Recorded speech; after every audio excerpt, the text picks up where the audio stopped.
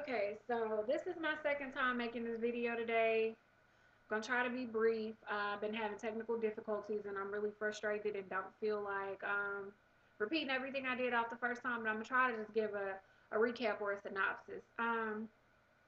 So as you all know, I've been on bed rest since last Wednesday, and I was hospitalized not yesterday, but the previous Sunday.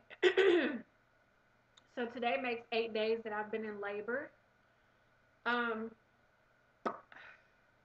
my son is not being stubborn. A lot of you all think that he's being stubborn, and I've been in labor so long because he doesn't want to come, but that's a misconception. The reality is he's ready to come, and the doctors feel like he's premature because my estimated due date, according to the the menstrual cycle that they have on file, is June 22nd, which would make him, a preemie. Excuse me for coughing, my sinuses are draining.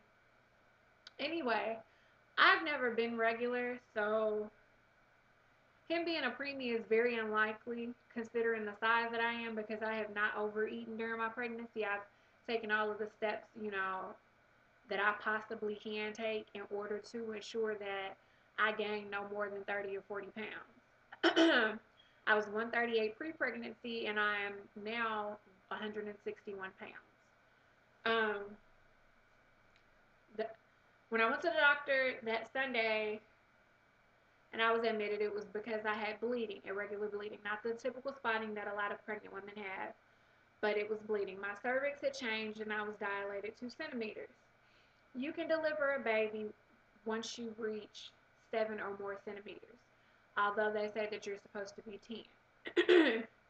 So had I made it to 3 or 4, there would not have been any turning back. But they put me on magnesium in my IV, and I received some Stadol to sedate me and the baby.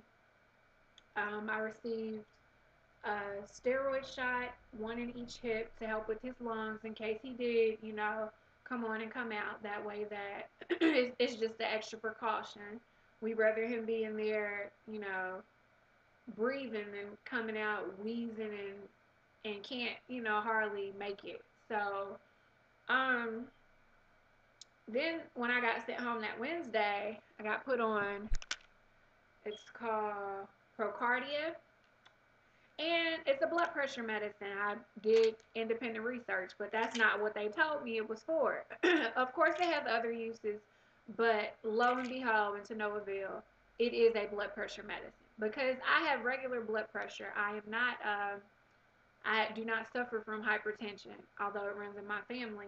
Because I have normal blood pressure, it makes my blood pressure low and it makes me lightheaded and dizzy, and I don't like it. I have to take it every 4 hours.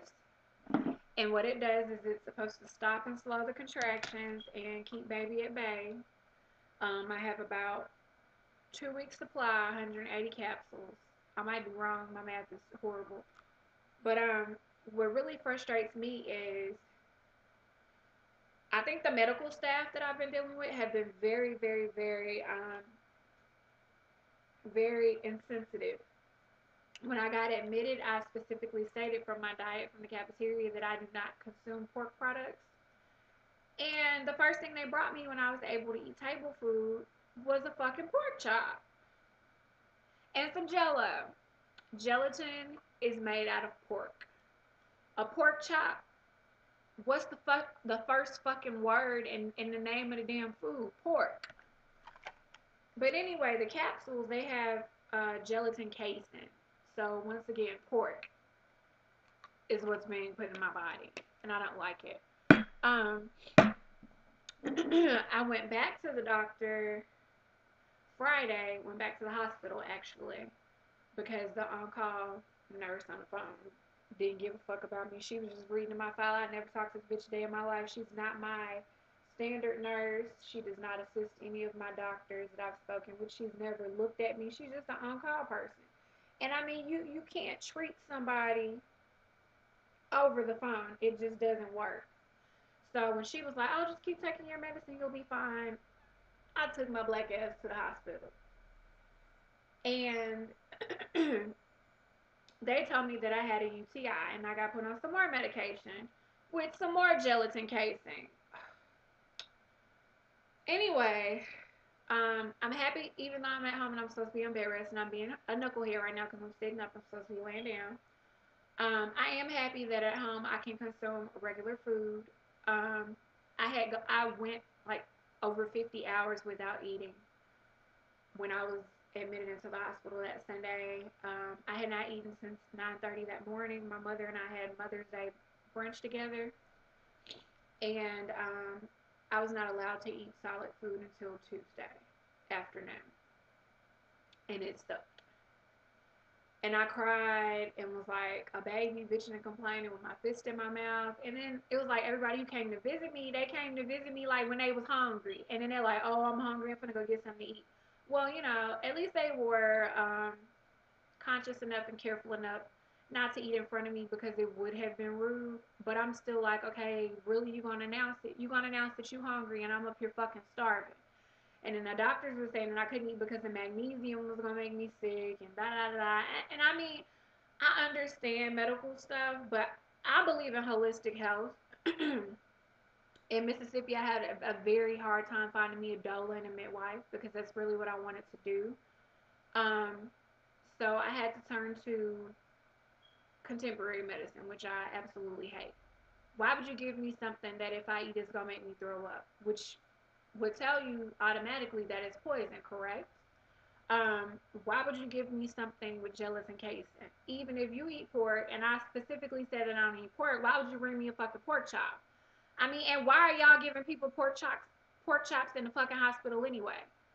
I can see baked chicken or fish, or me personally in a hospital. I believe that all patients should be put on a gluten free diet. I I mean it's healthy. And I'm not saying it because I'm an extremist. I'm not vegan. I'm not a vegetarian. But I just think that for what am I trying to say? As far as influencing someone on a healthy note and trying to restore their health and put them back, at the right pace and the right speed, why would you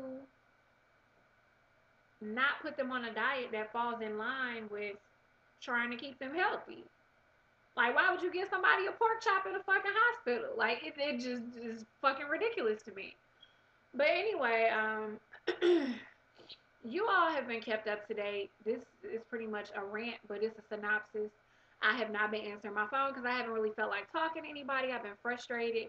On top of the fact that all of my festivities regarding my baby shower that was supposed to be on May 21st have been canceled because I have Negroes left and right saying, oh, why are you having a baby shower 20, 30 miles from your house at this nice ritzy restaurant and you're supposed to be on bed rest? Don't fucking worry about me. I'm the same bitch that worked 2 and 3 jobs while I was pregnant, first, second, and third trimester, and while I was in college. So why y'all worried about me? But anyway, I'll have my sip and see after baby is born. And yes, I'm stealing lingo from Phaedra off Real Housewives of Atlanta. I do not care. And no, y'all will not be touching my baby. It will just be a time to celebrate his life. And I mean, this is it. I'm really tired of bitching via webcam. Read my blogs. They sound a little bit more sensible and monotone and less angry. And